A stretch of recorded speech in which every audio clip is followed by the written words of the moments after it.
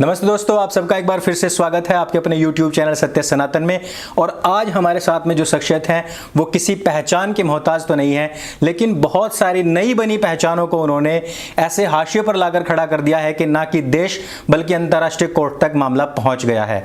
मामला है यूपीएससी जिहाद का। हमारे साथ में है सुदर्शन न्यूज़ की पहचान सुरेश चौहान के जी। सुरेश जी, पहले तो आपका बहुत बहुत स्वागत है सत्य सनातन पर। और नमस्कार सबको, नमस्कार। और शायद बहुत ही कम लोग जानते होंगे कि मैं और सुरेश जी हम एक दूसरे को 2013 से जानते हैं, जब मैं स्टूडेंट था। एबीवीपी से हमारी बातचीत शुरू हुई और स्टूडेंट्स के ऊपर बहुत अच्छे स्पीच वहाँ पर गुरुकुल में सुरेश जी ने दिए थे। लेकिन मेरा सवाल यहीं से शुरू होगा सुरेश जी कि स्टूडेंट तो सब बराबर होते हैं, आप भी हमेशा कहते हैं, लेकिन यहाँ पर आप छात्रों के प्रति ही यह जो पूरा का पूरा आपने प्रोग्राम चलाया है, इसको हम कैसे माने कि आपकी नज़र में सभी छात्र एक हैं अथवा नहीं? नहीं, सारे छात्र होने तो एक ही चाहिए जी, लेकिन छात्र के रूप में छात्र है क्या, ये भी तो पहचानना चाहिए ना। खास करके मिलावट का ज़माना है जी। दूध मिलावट लीजिए, दूध को तो अमृत ही कहा जाता है। हाँ जी। लेकिन क्या सारा दूध अमृत होता है? नहीं, मिलावट होती है। तो छात्र छात्र है, लेकिन क्या छात्र में कुछ जिहादियों को डाला तो नहीं जा रहा है कि तुमको इस देश पे कब्जा करना है? और खास करके तब जब मेरे पास एक प्रेजेंटेशन का सबूत हो कि वहाँ लिखा हो कि 30 वर्षों में तुमको इस साउथ ब्लॉक पे कब्जा करना हो, तो उसको मैं छात्र कैसे कहूँगा? मैं तो इस देश पर हमला करने वाला आतताई कहूँगा। सुरेश जी, आपने जो भी कुछ अभी तक हमें बताया है उसमें बहुत सारे पॉइंट्स हैं।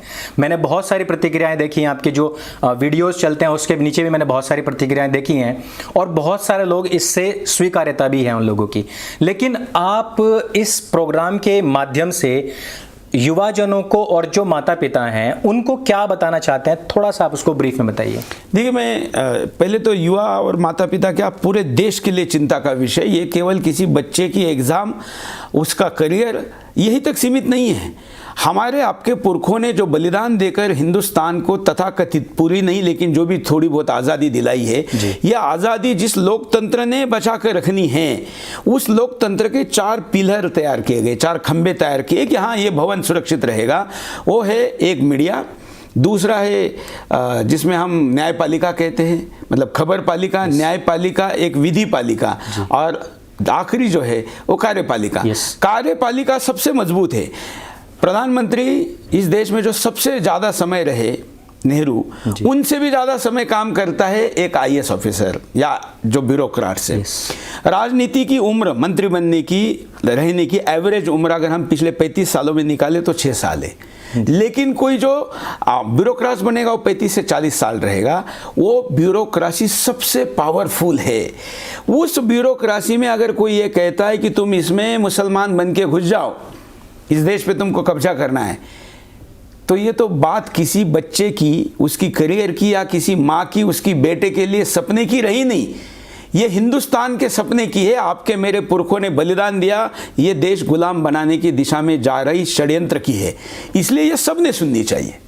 आपने जो बातें बताई हैं बहुत ही सरल भाषा में आपने सारी बातें रखी हैं, लेकिन हमको कौन से ऐसे उदाहरण मिलते हैं जिससे हमें पता लगता है कि ये ब्यूरोक्रेट्स जो हैं वो जिन संस्थानों के द्वारा यहाँ पर प्रायोजित करके प्लांट किए जा रहे हैं, उनके द्वारा भारत को कब कब क्या क्या क्षति हुई है? बिल्कुल, उस दिशा में जाने के पहले मुझे ऐसा लगता है कि उससे भी ज़्यादा ज़रूरी है कि लोग समझे क्योंकि मुद्दा क्या है। तो इसमें 2 एस्पेक्ट, एक है जिसको हम कहते हैं कंपटीशन, स्पर्धा, जिसमें सबको बराबरी का अधिकार होना चाहिए, वो नहीं है। जैसे उदाहरण के लिए जो हिंदू है उसके लिए भारत सरकार 1 रुपया नहीं देती, लेकिन अगर मुसलमान है तो उसको प्री एग्जाम मतलब तैयारी के लिए भी लाख रुपए देती है। कुल 10 लाख रुपए से ज़्यादा मुसलमान पे खर्चा करती है। और हिंदू को अपने माँ का मंगलसूत्र बेचना पड़ता है, पिता की प्रॉपर्टी गिरवी रखनी पड़ती है, दिल्ली में आके धक्के खाने पड़ते हैं, तब जाके वो आईएएस के लिए परीक्षा दे पाता है। पास होगा कि नहीं बात की बात है। क्यों भाई, सरकार तो माए बाप है, क्यों भेदभाव कर रही है मुसलमान के साथ एक और हिंदू के साथ एक? 2 दोस्त अच्छे, एक मुसलमान एक हिंदू है, यही से भेद शुरू कर दिया आपने और फिर कहते हो कि आप माहौल खराब कर रहे हो।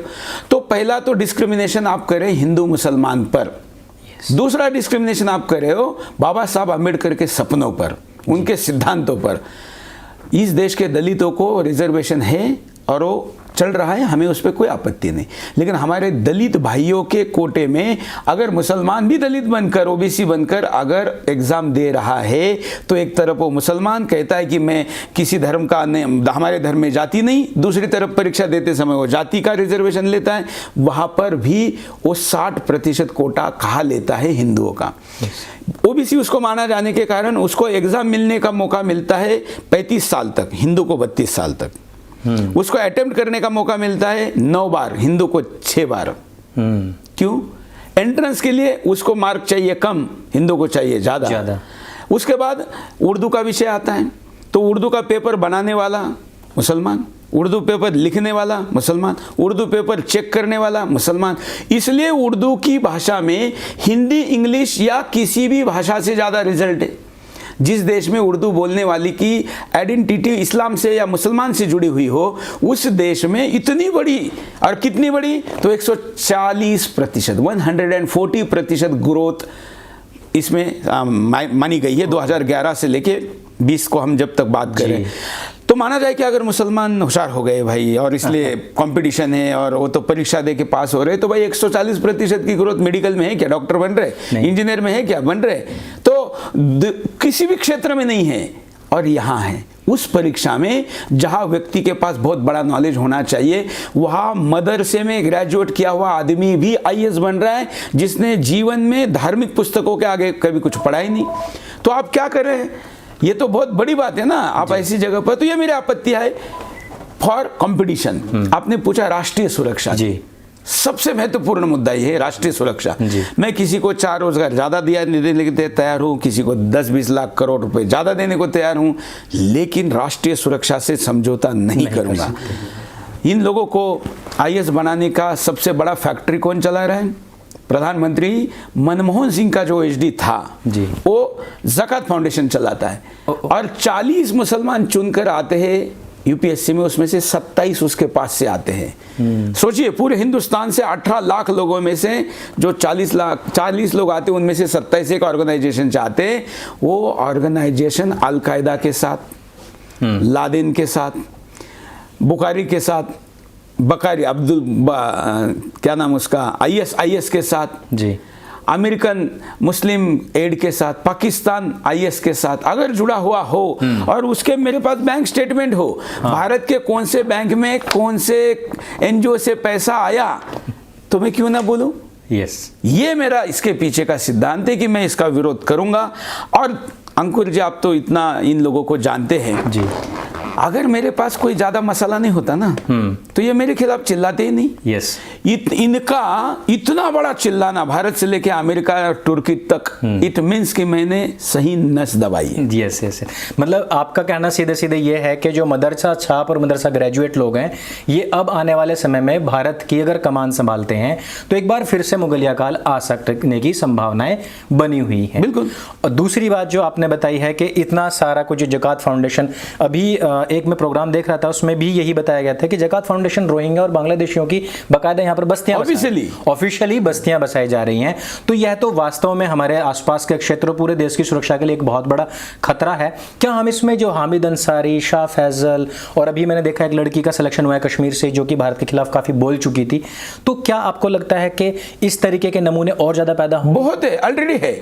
ओके, मैं अभी एक इसी में कार्यक्रम करने वाला हूं कि इनका प्रोडक्ट जो निकला वो क्या क्या तमाशा कर रहा है, ये भी दिखाने वाला हूं जी। केवल शाह फैजल नहीं है जो इनके यहाँ से निकला, उर्दू में ऑप्शनल लेके पेपर देके 1 नंबर पे आया, रिजर्वेशन लिया, और जो पुरोहित नाम का 2 नंबर का कैंडिडेट था, उससे कम मार्क्स होते हुए भी ये आगे निकल गया, रैंक 1 हो गया।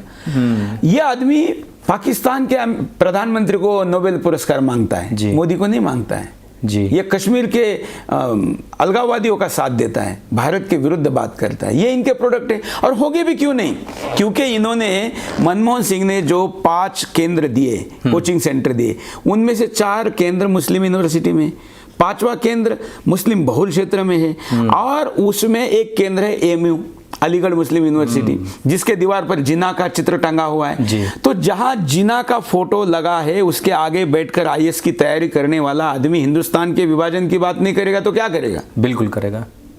बस तो अभी जैसा कि आपने बताई है कि ये जो कार्यपालिका होती है इसके ऊपर पूरी तरीके से इन जिहादियों का कब्जा होता जा रहा है, तो क्या ये ऐसी बात नहीं है कि अगर हम ये देख रहे हैं एक तरफ के राष्ट्रवादी या सनातनवादी हिंदूवादी विचारधारा का विस्तार हो रहा है और आए चुनाव में हम इस बात को देखते भी हैं कि अब तो एक पार्टी ऐसी है जिसने कि मुस्लिम कैंडिडेट उतारना ही बंद कर दिए हैं, उनको भी पता है कि कौन हमारे जिताऊ हैं, लेकिन वो व्यक्ति 5 साल रहेगा, कोई विधायक हो एमपी हो 5 साल रहेगा।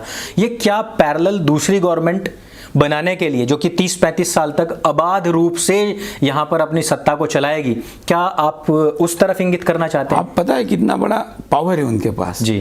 किसी भी राज्य का मुख्यमंत्री राज्य का सबसे बड़ा प्रमुख है जी, प्रधानमंत्री देश का प्रमुख है, वो भी आईएएस ऑफिसर को निकाल नहीं सकता, उसको सस्पेंड कर सकता है, ट्रांसफर कर सकता है जी। इतने मजबूत पोस्ट पर अगर कोई एजेंडे के साथ आता है तो विरोध तो होना चाहिए।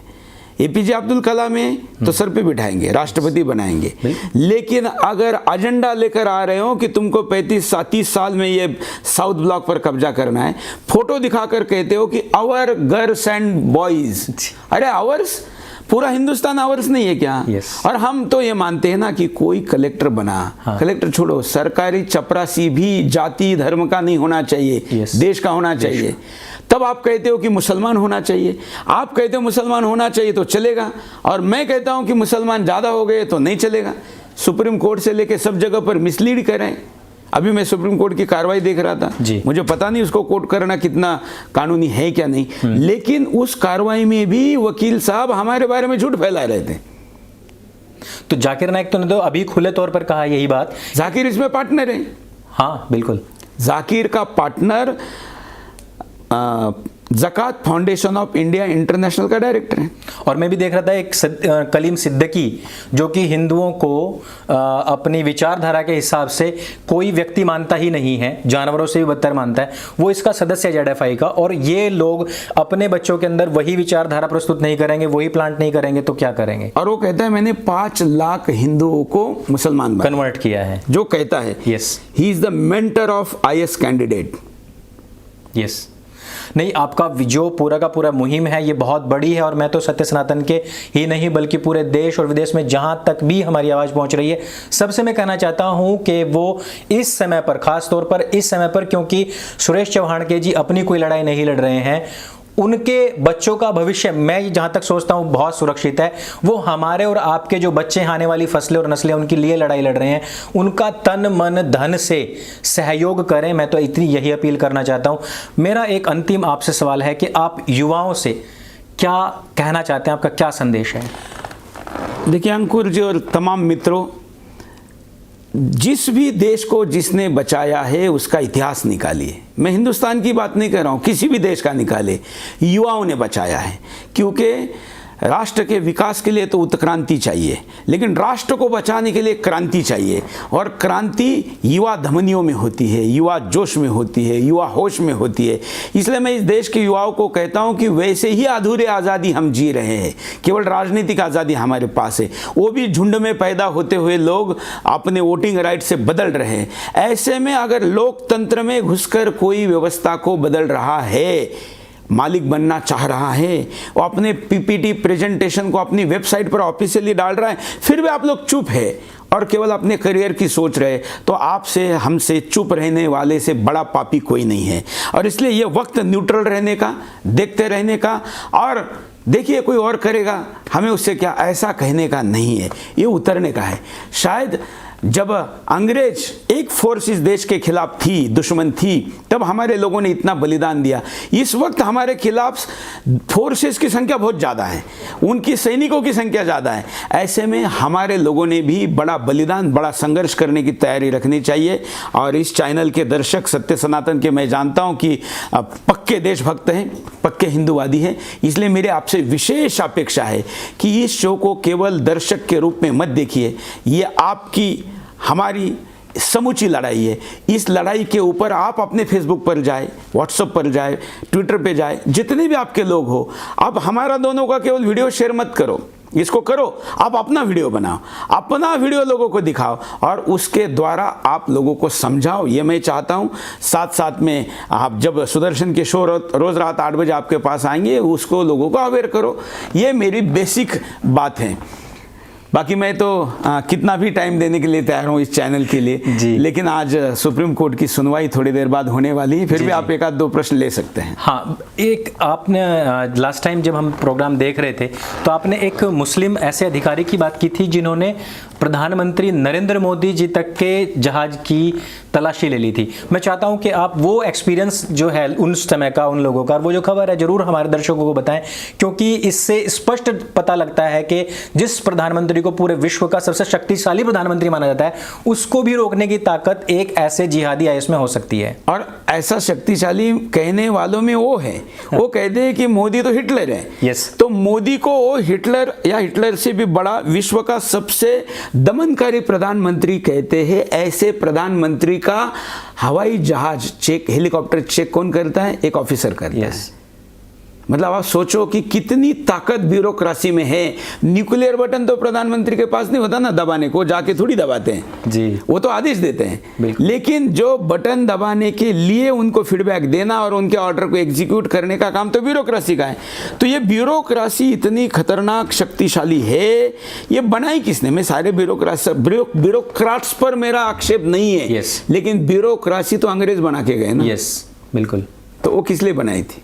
क्यों हमने बदलाव नहीं करना चाहिए? लोग कहते हैं यूपीएससी के खिलाफ बोल रहे, अभी जज साहब भी बोल रहे थे कि यूपीएससी के खिलाफ बोल रहे। अरे भाई, जिस देश के लोकतंत्र में राष्ट्रपति के ऊपर भी बोलने की छूट हो, वहां एक यूपीएससी, जो कि आपको पता है, दर्शकों को नहीं पता होगा, शायद आपको पता है कि नहीं मुझे पता नहीं, यूपीएससी किसी को ज्यादा मार्क्स मिलते हैं तो कम कर सकती, किसी को कम, मतलब पेपर में मार्क्स कम ज्यादा कर सकती है, करती है।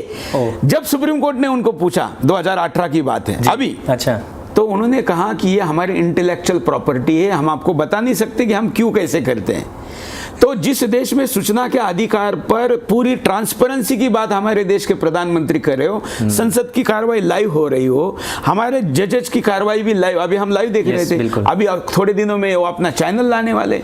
इतनी ट्रांसपेरेंसी जिस देश में हो, वहां पर आप परीक्षा में किसके मार्क घटा रहे हो, किसके बढ़ा रहे हो, ये इंटेलेक्चुअल प्रॉपर्टी के नाम पर अगर आप छुपा रहे हो तो something is going wrong। yes। बस। और वो कि देश की सुरक्षा के साथ में बहुत बड़ा समझौता हो सकता है, और सुरेश जी ने पहले ही कह दिया कि चाहे हम कुछ भी हो जाए, लेकिन देश की सुरक्षा के साथ में कोई भी समझौता नहीं बर्दाश्त करेंगे। बिल्कुल। आपने आवाज उठाई है, लोगों तक ये बात पहुंचाई है। एक पॉइंट यहां पर बच जाता है कि यह सरकार आए हुए 6 साल हो गए हैं। आपने कहा कि मनमोहन सिंह जी ने कहा था कि इस देश की सारी संपत्ति के ऊपर पहला अधिकार तो अल्पसंख्यकों का है। तो यह 6 साल से कंटिन्यू करने में मोदी सरकार है या मोदी सरकार के मंत्री लोग हैं? देखिए, इसमें बहुत बड़ा, इतना आसान गेम नहीं है जी। ये बहुत बड़ी शक्तियां है। अब भारत के मुसलमान को 40 करोड़ में काउंट करके मत चलिए। यस। वो पैन इस्लामिज्म का हिस्सा है, उम्मा है, पूरा विश्व है। यस। ये जो आइडिया है ये मनमोहन सिंह की है। Idea of India Modi ji की क्या है? सबका साथ सबका विकास, एक समान। जो प्रतिभाशाली आगे जाएगा कोई प्रॉब्लम नहीं, हमें भी तत्वतः कोई प्रॉब्लम नहीं है। लेकिन यहाँ क्या हो रहा है, मुसलमान को 13 मार्क्स एवरेज ज़्यादा दिए जा रहे हैं। ये मनमोहन सिंह ने शुरू किया था, इस सरकार में कंटिन्यू चल रहा है। हमारा कहना है कि ये सरकार की नीति जो है ये गलत है और इसको मोदी सरकार ने बदलना चाहिए। तो सरकार से मांगे, गलत हो रहा है तो भाई, अगर मोदी सरकार भी गलत कोई परंपरा चला रही तो उसका विरोध करना चाहिए, ये हमारा भूमिका है। जी। आपने अभी तक जितने भी मुद्दे उठाए हैं बहुत प्रखरता के साथ में, साहस के साथ में उठाए हैं, और अभी सुरक्षा का मुद्दा भी हो गया था, पूरा देश उसके लिए काफ़ी चिंतित है आपके लिए, और बहुत सारी शुभकामनाएं भी भेजते हैं। वो सारी की सारी शुभकामनाएं मैं आपके सुपुर्द करता हूं, क्योंकि सत्य सनातन के जितने भी दर्शक हैं वो सुदर्शन के भी दर्शक हैं, और वो आपसे बहुत प्रेम करते हैं, और आपके लिए बहुत बहुत शुभकामनाएं। और इस कार्य में आप पूरे देश के लिए जो कार्य फिलहाल कर रहे हैं और आने वाली नस्लों और फसलों के लिए बहुत बहुत अनुकरणीय भी है, और बहुत बहुत बधाई के आप पात्र हैं। मैं दर्शकों को बताना चाहूंगा कि अंकुर ने भी आर्थिक सहयोग सुदर्शन को भेजा है। मतलब ये इसलिए बताना चाहता हूं कि जिस वक्त दुनिया भर के जिहादी सुदर्शन के विज्ञापन देने वालों को फोन करके ट्विटर पे ऑफिशियली ट्वीट करके कह रहे हैं कि सुदर्शन की ऐड बंद नहीं करोगे, सुदर्शन पे ऐड चलाओगे तो तुम्हारा प्रोडक्ट हम बायकॉट करेंगे। अमूल के लिए तो अमेरिका में भी लोगों ने कहा, उनके रिटेल और डिस्ट्रीब्यूटर के पास जी हमारी कई ऐड हटी। ऐसे में मैं ये नहीं कह रहा हूँ कि आप लोग मुझे डोनेशन भेजो। अगर आपको लगता है कि ये आंदोलन सही दिशा में है, हम ये लड़ाई मेरी व्यक्तिगत नहीं है, तो सुदर्शन की लड़ाई को मजबूत करने के लिए जो आप कर सकते हैं, अगर आप मेरे आगे चलने को तैयार है तो मैं आपके पीछे खड़ा हूं, आप अगर मेरे साथ चलने को तैयार है तो मैं आपको साथ लेके चलूंगा, अगर आप मेरे पीछे खड़े रहने के लिए तैयार है तो मैं आपके आगे चलने के लिए तैयार हूं। आप अगर महाराणा प्रताप नहीं बन सकते तो आप भामाशाह बनिए, यही हमारा आह्वान है। बिल्कुल बिल्कुल, और मैं पिन कमेंट में वो लिंक भी दूंगा जिससे कि आप डायरेक्ट सुदर्शन को डोनेट कर सकते हैं और जिस भी स्थिति में आप कुछ भी सहायता करना चाहते हैं वो वहाँ से कर सकते हैं। आपका बहुत बहुत धन्यवाद। नमस्कार। 42 में हो